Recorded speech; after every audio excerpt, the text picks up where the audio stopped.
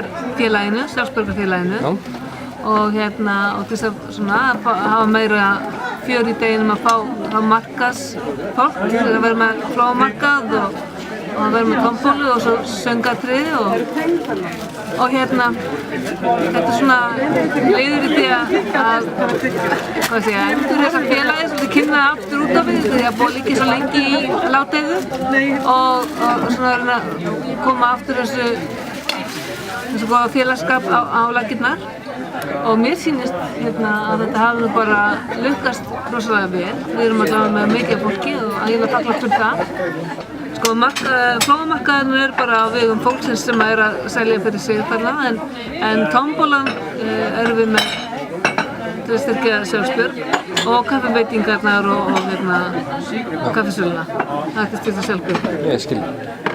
Við erum náttúrulega að fá alveg gríðarlega mikið af fólki bara sem Hvað kostaði 100 krónur.